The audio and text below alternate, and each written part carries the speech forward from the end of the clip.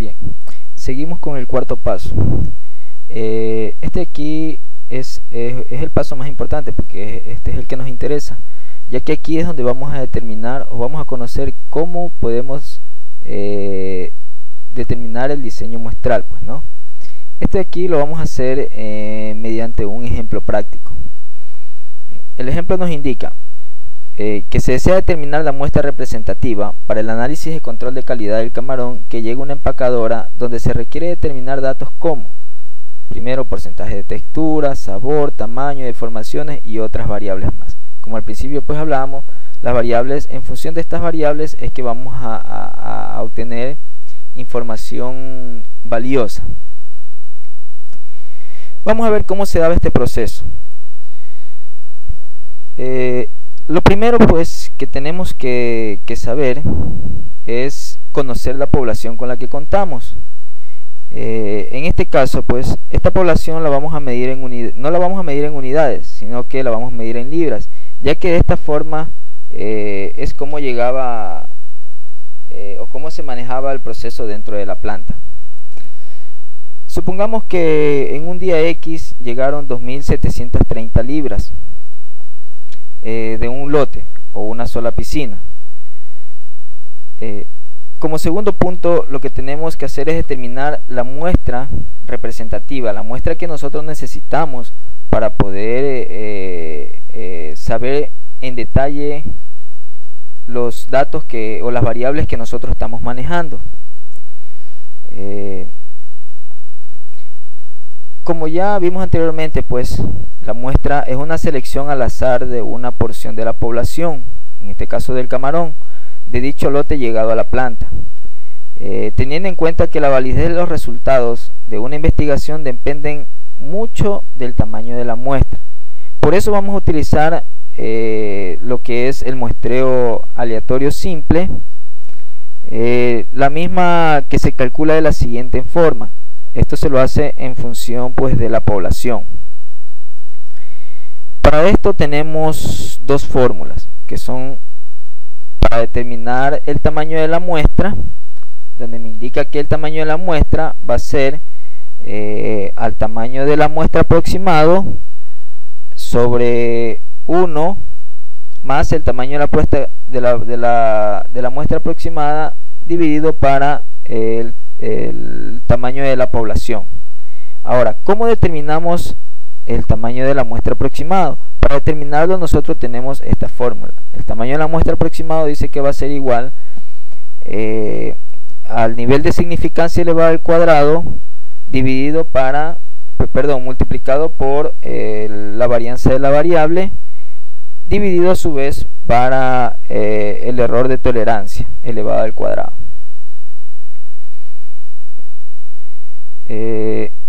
Vamos a ver cómo obtenemos nosotros estos valores. Primeramente, vamos a distribuir los datos con los que contamos. El tamaño de la muestra pues no conocemos, el tamaño de la muestra aproximado tampoco, el tamaño de la población me indica que es 2730 libras con la que contamos, el valor nivel de significancia, en este caso vamos a trabajar con un valor de significancia Z de 1.96, en este caso que es al 95% de confianza. Entonces esto me indica que el valor Z va a ser de 1.96. Esto lo podemos determinar en la tabla TStudent. El error de tolerancia máximo vamos a trabajar con un 15% de tolerancia. Esto pues me va a indicar que el error que pueda tener va a ser en un 15%, más menos 15%. La varianza, como en este caso no conocemos la varianza, pues entonces cuando no se conoce la varianza, cuando se conoce la varianza, siempre vamos a trabajar con un 0.5% de nivel de confianza. Bien, para terminar, primeramente vamos a ver el valor del tamaño de la muestra aproximado. Para obtener este valor, pues según la la fórmula, me indica que z al cuadrado multiplicado por la varianza dividido para el error de estimación elevado al cuadrado. Esto me va a dar un valor que va a ser 42,68. Vamos a quitarle los decimales, 42,68. Ahora, con este valor, que es el tamaño de la muestra aproximado o de n sub 0, vamos a poder determinar el valor de la muestra para el caso de estudio.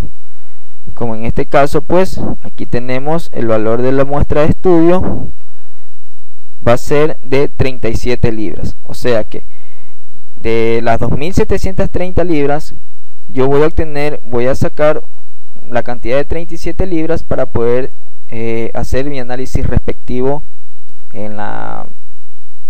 para determinar o para ver en qué medidas o en qué porcentajes las variables me van a dar información valiosa. Bien.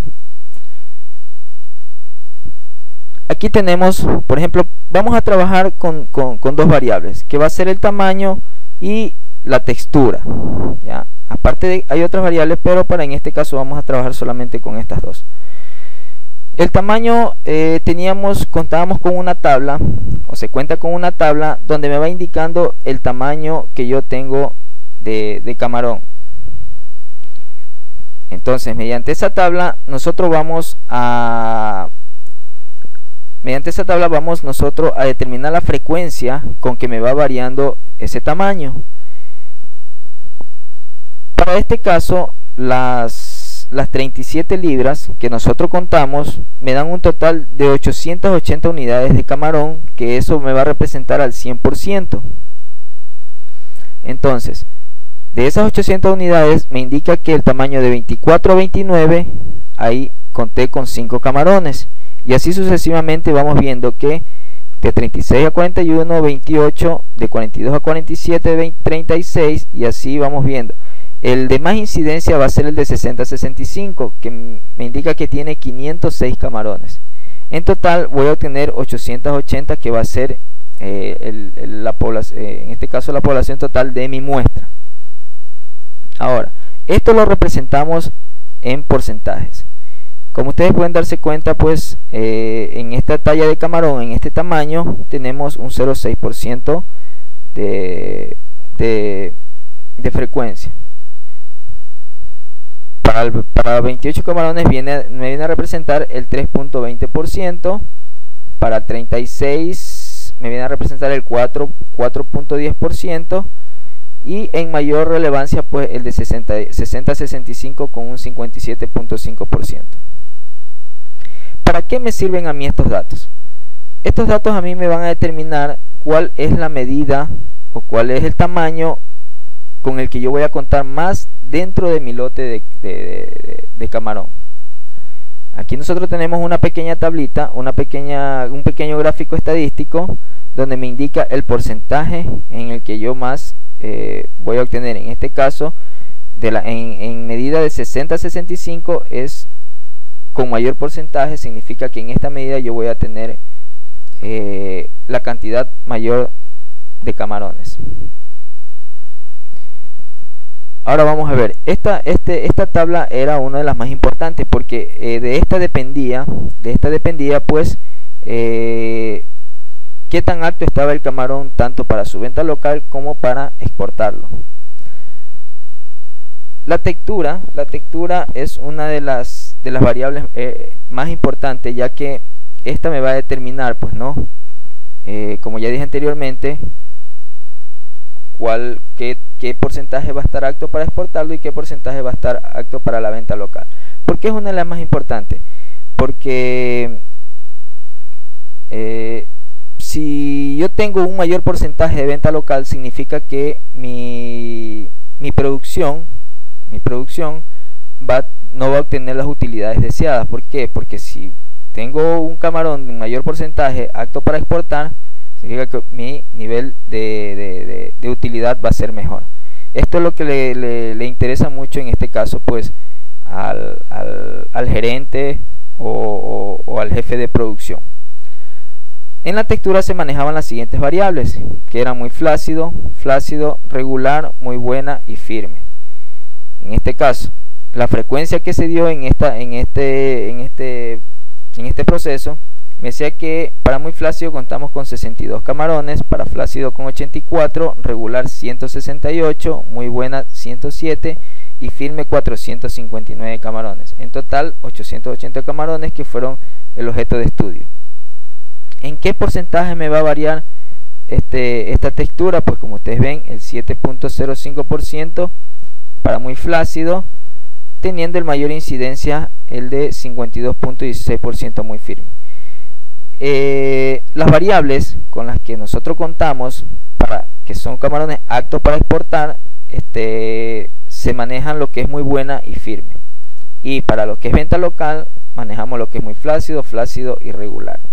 Entonces, para venta local, si sumo esos tres porcentajes, yo voy a obtener el 35.68% de la producción se va a quedar para venta local y el 64.32% va a ser apto para exportación. Entonces significa que yo como persona, como el gerente de la empresa, pues yo voy a saber que mi producción va a ser rentable. Bien,